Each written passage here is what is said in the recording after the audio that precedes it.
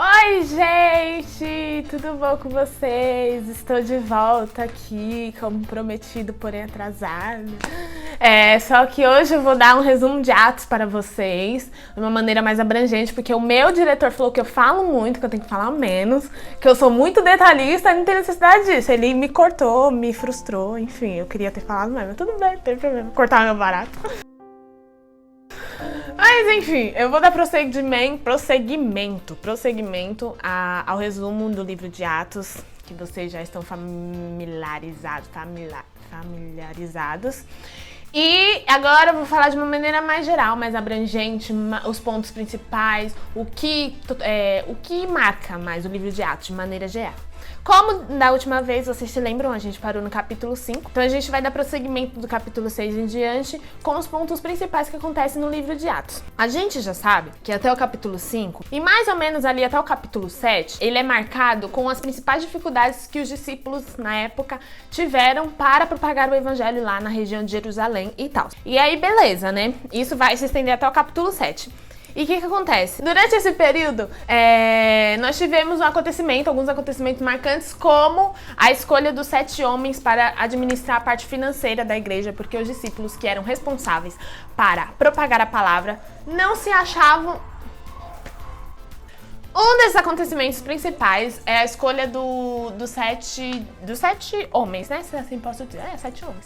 No qual os discípulos, eles escolheram para cuidar das finanças da igreja primitiva, porque eles estavam preocupados naquela época em pregar a palavra, e eles não podiam se responsabilizar por tudo. Então eles escolhem como se fossem 7 tesoureiros para cuidar das finanças. E um desses tesoureiros se chamavam Estevão. E no capítulo 7, ele tem um destaque especial, que ele dá o discurso dele sobre Cristo, sobre a visão dele para o Sinédrio. É uma coisa muito bonita, por favor, leiam esse capítulo. É de encher assim nosso coração de lágrimas, nosso coração de alegria, nossos olhos de lágrimas. É um discurso muito bonito para gente que tem compreensão do evangelho. Após o discurso de Estevão, mais ou menos lá entre o capítulo 8 e o capítulo 11, eles frisam a expansão do cristianismo lá para as outras regiões.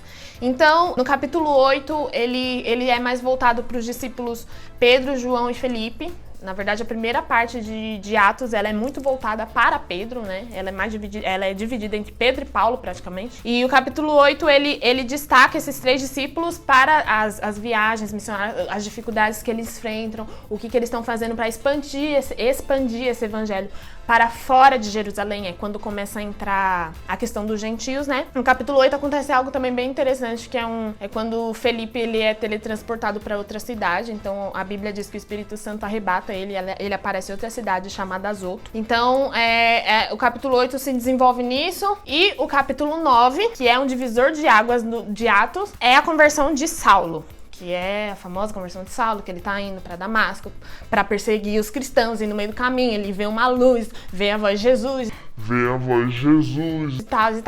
Isso acontece tudo dentro do capítulo 9. E aí entra o papel de Saulo versus Paulo, a mesma pessoa, que ele entra como a segunda parte de Atos, se eu posso falar assim, a outra metade de Atos. Lucas, que escreveu Atos, e ele acompanha Paulo, em todas as suas viagens missionárias, ele acaba voltando depois para a história de Saulo. E é aqui que começa, no capítulo 9.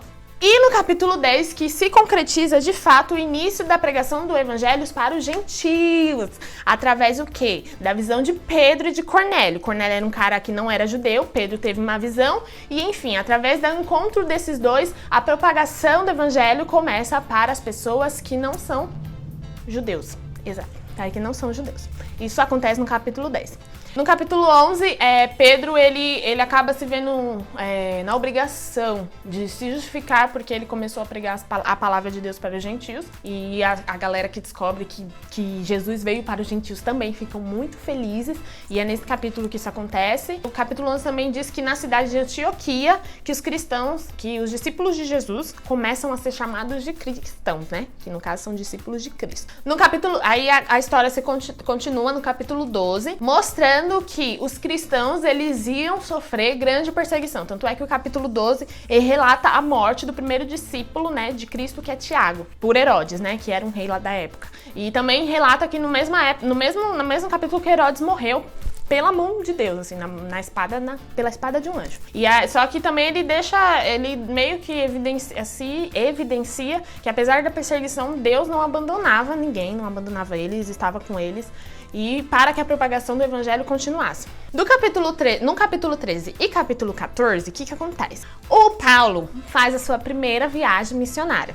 E aí, esses capítulos narram como foi essa primeira viagem, por onde ele passou, o que ele fez, quais são as cidades que ele passou. No capítulo 13, ele fortemente sofre perseguição também, descreve mais um episódio de perseguição. No capítulo 14, a mesma coisa. Paulo, ele acaba sendo apedrejado no capítulo 14. E aí, ele até... a Bíblia relata que as pessoas que apedrejaram ele acharam que ele estava morto, mas ele não estava, ele levantou e continuou, e vou pregar o evangelho, não tô nem aí, e vou continuar a vida.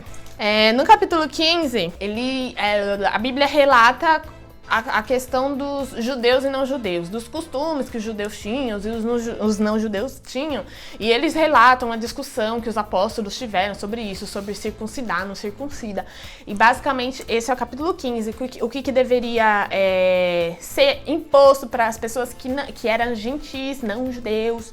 Do capítulo 16 ao capítulo 18, a Bíblia descreve a segunda viagem missionária de Paulo. E agora, basicamente, até o final de Atos, é sobre essas viagens de Paulo, o que Paulo fez, o que aconteceu com Paulo. Do capítulo 16 ao capítulo 18, é a segunda viagem missionária de Paulo, na qual ele vai com Silas. E esse é aquele episódio lá, que Paulo e Silas, no capítulo 16, ele é preso, e aí meia-noite eles estão cantando louvores a Jesus, e aí começa um terremoto e tal, e a cadeia abre, o Paulo e Silas saem, convertem em carcereiro. Aí a história continua, no capítulo 17, eles passam pela cidade de Atenas, que eles evidenciam quanto era uma cidade idólatra, que adorava outros deuses, né, deuses gregos, enfim. No capítulo 18, eles passam pela cidade de Corinto, conhecem um casal chamado Áquila e Priscila, que também tem um papel nessa parte de Atos. No capítulo 19 ao capítulo 21, eles falam da terceira... Eles falam Atos dos Apóstolos, descreve a terceira viagem missionária de Paulo, na qual Paulo volta às regiões que ele já tinha ido nas viagens anteriores para visitar, ver se estava tudo bem, se a galera estava ok, se ninguém, né, se desviou, a galera que já tinha se convertido e tal. Então ele volta na cidade e fala, gente, vamos ver se tá tudo bem, nananã. No capítulo 19, descreve o quanto Deus usava muito Paulo, de tocar as roupas dele lá e a galera ser curada, os negócios assim, né, Valdomiro. Mentira, não vou falar isso. No capítulo... No capítulo 19, a Bíblia diz o quanto Deus usava Paulo, das pessoas tocarem as roupas dele e tal, e a galera ser curada. E começa também a relatar um tumulto que houve por causa de Paulo, da questão da perseguição, tudo.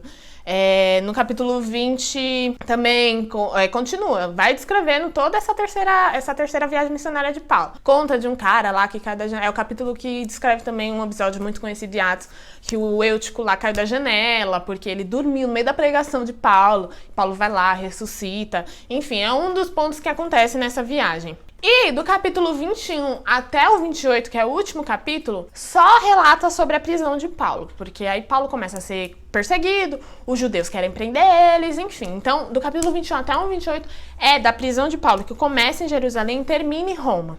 No capítulo 21, Paulo ele é preso em Jerusalém, a galera gera um tumulto lá, porque esse homem aí, né, porque os judeus não acreditavam em Cristo, e Paulo que pregava de Cristo, a galera fala, gente, esse cara aí tá falando besteira. Enfim, eles acusavam Paulo e começaram a agitar a multidão para Paulo ser preso. E no capítulo 21, Paulo é preso na cidade de Jerusalém. No capítulo 22, ele depois que ele foi preso, ele dá o discurso dele, fala que ele é inocente, que a galera tá acusando ele porque ele não fez nada, porque era só uma questão de pensamentos diferentes, e ele acaba questionando os oficiais que prenderam ele, né? Por que vocês estão me prendendo se eu sou um cidadão romano? Porque, né, na época a galera era submetida a Roma, então, gente, eu sou cidadão romano, não é pra vocês me julgarem, não é pra vocês me prenderem. E aí o pessoal já fica em choque. Gente, ele é um cidadão romano, a gente não pode, né, fazer nada com esse moço. E essa questão dele ser um cidadão romano, os oficiais lá, o pessoal do Sinédrio, né? As autoridades lá da época de Jerusalém, decidem enviar ele para uma cidade chamada Cesareia, porque lá tinha um governador chamado Félix. Ele era governador de uma província romana. Então, como Paulo era um cidadão romano, eles achavam que era válido um governador de uma província romana julgar Paulo. E aí eles enviam Paulo para Cesareia, né? Paulo vai, é preso lá, tal. Félix, ele meio que fala, tá bom, depois eu julgo o seu caso aí. E aí durante a noite, Paulo, ele acaba sendo encorajado. O capítulo 23 relata que durante a noite, enquanto Paulo estava preso, o Senhor, lá em Cesareia, o Senhor visitou Paulo e falou, coragem, homem, eu tô com você e você precisa pregar o evangelho em Roma, por isso que eu tô te enviando pra Roma. Não desanima. E aí, ok, descreve, Paulo, ele acaba tendo essas indas e vindas com Félix, que era governador. Só que Félix, como eu disse, fala, tá, depois eu julgo o seu caso aí, né? Tipo, não é tão importante assim, como se fosse isso. Ele acaba deixando a situação de Paulo pra lá, o Paulo fica preso lá em Cesareia, até um outro governador assumir a posição de Félix, chamado Pôncio Festo. Depois que Pôncio Festo assume o lugar de Félix, ele acaba julgando o caso de Paulo. Na questão da cidadania romana lá que Paulo falou, ele falou assim, gente, eu não tenho nada a ver, não fiz nada, tal, eu sou cidadão romano e vou apelar pro imperador. Então ele foi de Jerusalém, depois foi pros governadores da província romana e agora ele tá apelando para o imperador romano, para ser julgado para o imperador. E aí a Bíblia relata que não vê culpa nele, tal, os judeus, fica também uma questão de viagem dos judeus irem lá pra Cesareia pra acusar Paulo. E a galera fala, gente, os próprios governadores falam, mas eu não vejo culpa nesse homem, vamos soltar ele. E aí os judeus ficam acusando, não dá. Chega nesse capítulo 25, ele apela pro imperador romano, né? Então ele quer ir para Roma para ser julgado. Ele não quer mais saber de ficar lá na Cesareia. Depois que ele apela para o governador, o governador lá, ele recebe um tal de rei Agripa. O Festo explica a situação de Paulo pro rei, e aí o rei fala, vamos escutar o que Paulo tem para falar, e que começa a questão também de discurso. Os judeus acusando Paulo e Paulo se defendendo, sempre. Isso aí acontece umas 3, 4, sei lá quantas vezes. E aí o rei Agripa também fala, eu não vejo culpa nesse homem, e se ele não tivesse apelado pro imperador, eu acho que ele deveria ser solto, porque ele não tá fazendo nada de errado. E é isso que Paulo também evidencia, mas eu não tenho culpa, eu não fiz nada. Não tem como vocês me acusarem de uma pena de morte. Porque o que eu fiz, além de pregar o evangelho? Eu acredito em Cristo e os judeus não acreditam em Cristo. Após o rei Agripa ouvir o caso dele, ele vai para Roma, ele é enviado para Roma. Aí no capítulo 27 começa a descrever a viagem de Paulo para Roma. Da onde ele saiu, para onde ele foi, que barco ele pegou, que mar ele frequentou, que cidade ele parou, que cidade ele não parou. E uma coisa que é muito legal no capítulo 27 é que Paulo, ele é muito diferenciado, assim. Quando ele começa a conversar com o pessoal, porque com ele foram outros prisioneiros para Roma. Paulo, ele faz amizade com a galera do barco, ele faz amizade com... Ele tem uns discursos muito bonitos, assim, muito... Dá pra ver a simpatia de Paulo dentro do barco, né? No caso. E aí ele vai, enviado pra Roma, vai de um lugar, vai pro outro, para um lugar, vai pro outro, né? Faz várias embarcações, tem uma tempestade lá, o barco fica encalhado, aí ele para na ilha de Malta, e aí a galera de Malta gosta de Paulo e tal, aí ele aproveita, prega o evangelho, até que ele chega em Roma. Quando Paulo chega em Roma, na verdade, durante todo esse período de prisão de Paulo, Jesus deixa claro que ele quer, como ele apareceu pra Paulo, que ele quer que Paulo chegue em Roma para pregar para o imperador romano. E aí ele chega em Roma, o carinha lá que tava sob custódia dele, porque como foi vários prisioneiros, tinha uma pessoa lá responsável pros prisioneiros não fugir. Deixou, olha que legal, Paulo morar numa casa de aluguel, ele não foi pra cadeia, ele ficou só preso sob custódia de um moço lá que tava de olho nele. Então ele chegou em Roma e prega o evangelho para o pessoal de Roma, para todo mundo que estava em Roma. Ele junta pessoas, a galera que era judeu, que morava em Roma, para falar. Teve pessoas que acreditaram, teve pessoas que não acreditaram, como no livro de Atos sempre relata isso. Teve judeu que falou, ok, eu acredito nele, teve judeu que falou, não, esse cara tá viajando, né? E aí ele aproveita e prega o evangelho conforme a missão que Deus queria, né, desde o começo. Falou, você vai chegar em Roma e vai pregar o evangelho para a galera. Atos 28, que é o último capítulo, finaliza falando que Paulo morou durante 2 anos em Roma, na casa alugada lá, que ele ficou sob custódia. E durante esses 2 anos ele propagou o evangelho de Cristo. E é isso, e assim acaba o livro de Atos. Atos é um livro muito bonito, que tenta dar a ideia do quanto a igreja sofreu para ser propagada, do quanto tiveram pessoas que deram a vida, assim, para que o evangelho chegasse a outras regiões. E é o início, assim, da palavra, para que essa palavra seja, assim, propagada para tantas pessoas.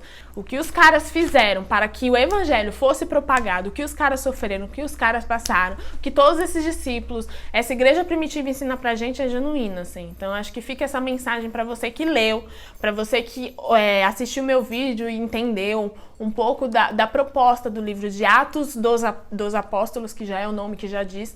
Eu espero que te faça refletir sobre o que os discípulos foram, o que é a igreja, o que era a igreja naquela época, o que é a igreja hoje, se a gente está dando continuidade para esses atos. Para você que gostou, por favor, curte o vídeo, comenta aqui embaixo, ajuda a gente, compartilha e se inscreve no canal do Manifesto agora, que a gente vai liberar mais conteúdo para vocês. A gente vai liberar agora no próximo o livro de João, então para dar continuidade, para a gente começar a entender, a gente continuar entendendo essa proposta dos evangelhos. Continue assistindo os nossos vídeos. Vamos agora gravar o livro de João. Espero que todos vocês gostem e continuem assistindo. E se inscreve para receber a notificação do livro de João, para vocês gostarem também. E é isso. Beijo, tchau.